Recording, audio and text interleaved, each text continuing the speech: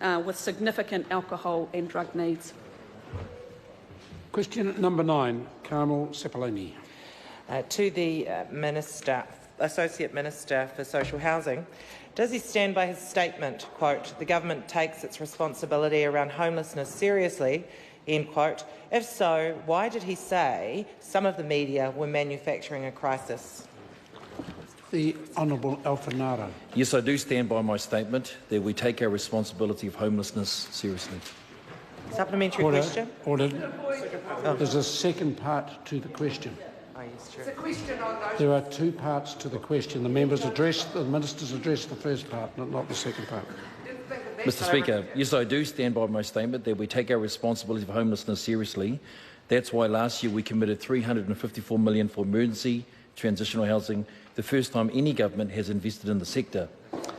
By the end of June, we're on track to have 1,598 of these transitional housing places available at any one time.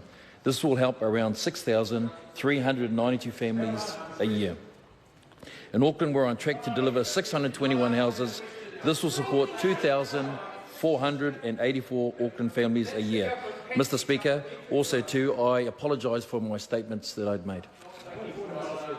Point of order, Chris Hipkins. Mr. Speaker, as with yesterday, this was a primary question on notice, where it said, why did he say some of the media were manufacturing a crisis? Whilst he had a long answer, he did not address the second part of the question. Order. Order.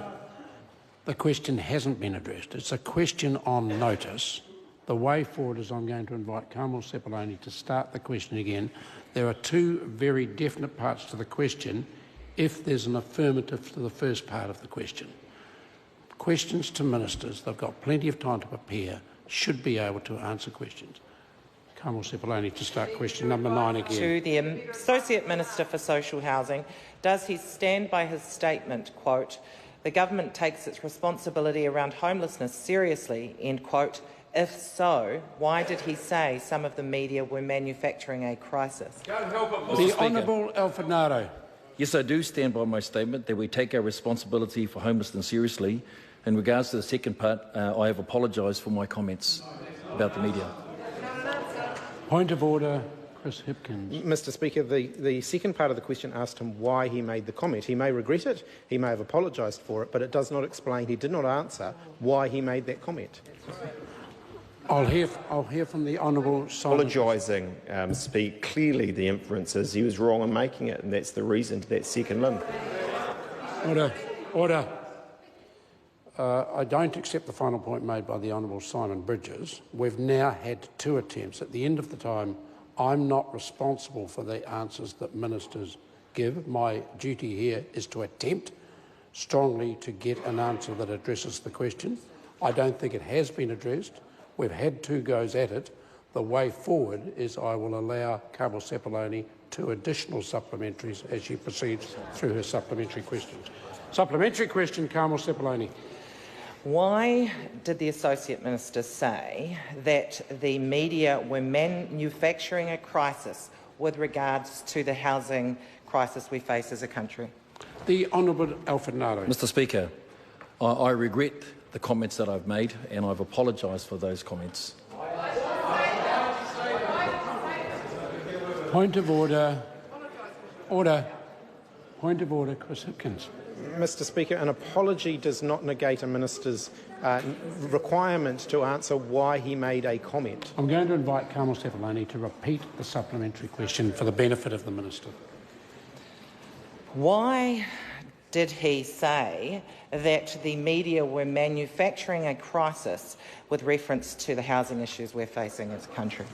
The Honourable Alfred Ngaro. Mr. Speaker, I regret the comments that I made.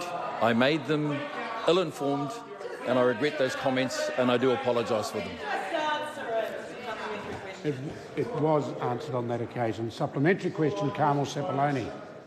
Has the minister apologised for his comments about the media manufacturing a crisis because he recognises now that he was wrong, the media have not manufactured a housing crisis, and that in fact his government is responsible entirely for it?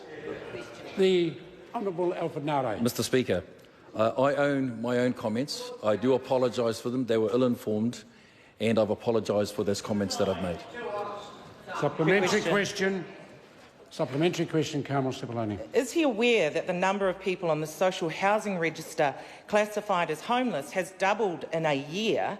And if so, does he apportion the blame for this to A, John Campbell and the media, B, Alan Johnson and the Salvation Army, or C, his government? Mr Speaker. Honourable Alfred Ngaro. Mr Speaker, I refer the member to the announcement made by my colleague, Minister Adams, earlier this month. This shows that our hard work is coming to fruition. We now have secured 870 places that increase 133 emergency housing places in under 2 months. We have more coming on board all the time. In fact, we're on track to have 1,600 places available by winter. That will help around 17,000 people this winter. Supplementary question. Supplementary question, Carmel Sepuloni. When he met with Alan Johnson from the Salvation Army, was his intention to discuss and seek advice on the significant homelessness issue, or was it to soften him up to prevent him speaking out on the government's inaction with respect to an increasing number of homeless New Zealanders? The Honourable Alfred Ngaro. I've met with a number of community groups, community housing providers, along with Salvation Army, and it's the work that's been ongoing on my role and responsibility as a minister to continue to engage with the likes of the Salvation Army. And our conversations were about the work that we're progressing in partnership together with each other.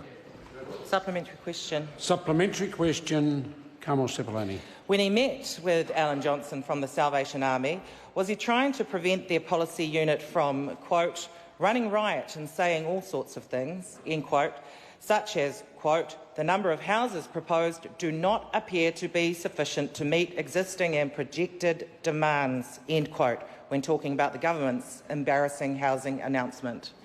The Honourable Alfred Ngaro. Mr Speaker, we have continued to have a strong and working relationship with the Salvation Army. There is representation on a number of groups, the external focus group as of one, and working with a number of the senior executives and getting their input into the partnership strategies that we have collectively together. Supplementary question. Supplementary question, Carmel Sepuloni.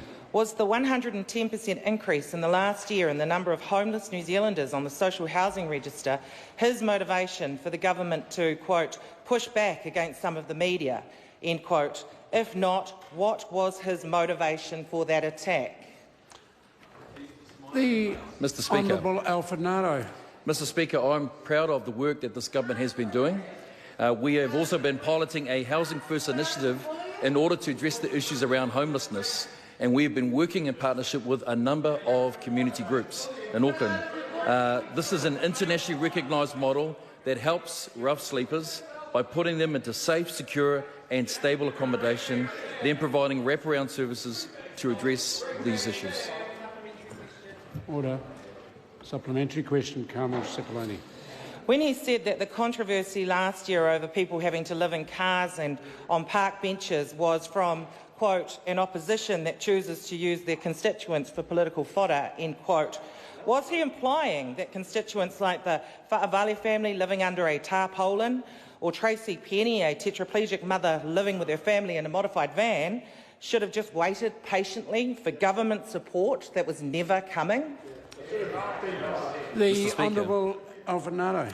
Mr Speaker, I am proud that the government since last July have introduced the Emergency Housing SNG, the Special Needs Grants, which pays for accommodation for those who have nowhere else to go. Over the first 6 months it was available. We've helped over 4,500 households, and again we're the first government to step up and offer this kind of help to those who are most in need. Mr Speaker. Order. Order. Point of order, Carmel Sepuloni. I seek leave to table an unpublished report from the Parliamentary Library showing a 110% increase in the last year in the number of homeless New Zealanders on the social housing register. Leave is sought to table that particular information prepared by the Parliamentary Library. Is there any objection to it being tabled? Yes. There is objection. Question. Order. Order. Question number 10, Joanne Hayes. Thank you, Mr Speaker.